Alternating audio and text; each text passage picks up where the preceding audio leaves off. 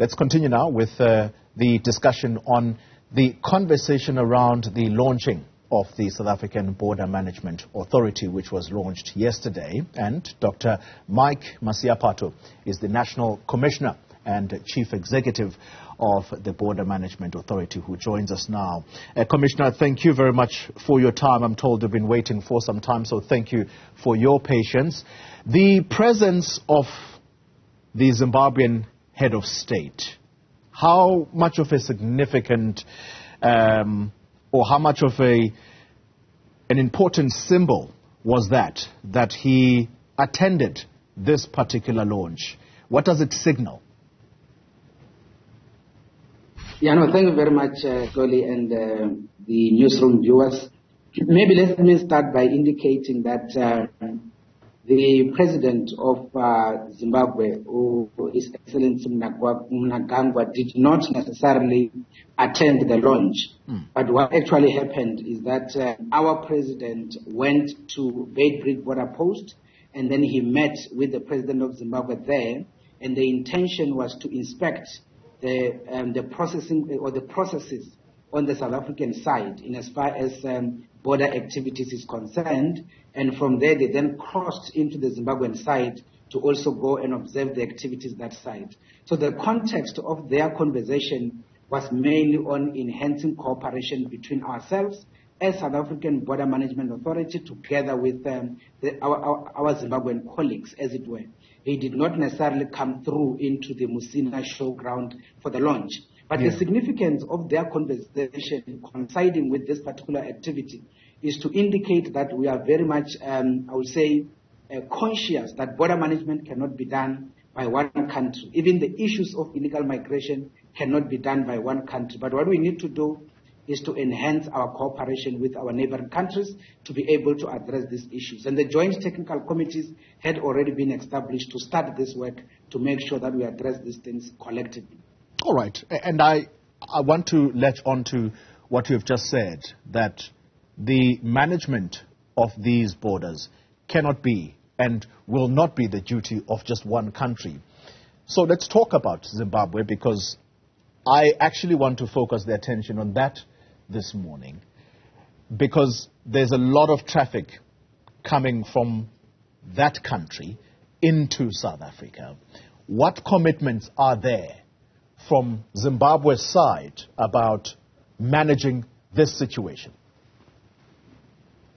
Yeah, maybe let me say that part of the conversation that we have started at the technical level with our counterparts, we have actually committed to start engaging along the separation of the various groups of people that we are dealing with, so that we can be able to isolate those individuals that are supposed to be the target of law enforcers, and those are supposed to be the criminals.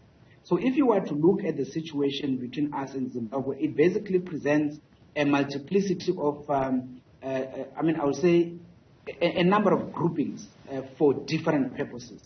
A typical example, Xoli, is, for example, we do have a situation where there are a lot of Zimbabweans who are having documents, who basically come into South Africa, in Musina town in particular, to procure normal foodstuff, things that they need to go and sell back into Zimbabwe, primarily because they are not able to access those on the Zimbabwean side.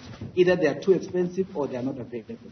So those ones we facilitate on a daily basis, and they do so. But there's a second group, which is fairly the same kind of group of people who want to come and buy things and go sell, but they don't have passports. And the reason they don't have passports is because of the expensive nature of the reality to get a passport on the Zimbabwean side, and they don't access them. They are not necessarily criminals, they just don't have passports. So they will then cross on the borderline to try and buy things. So those are the ones that we are currently going to be able to have a mechanism as to how do we address those group of individuals with the Zimbabwean. Then we separate those that must be the real target of our work.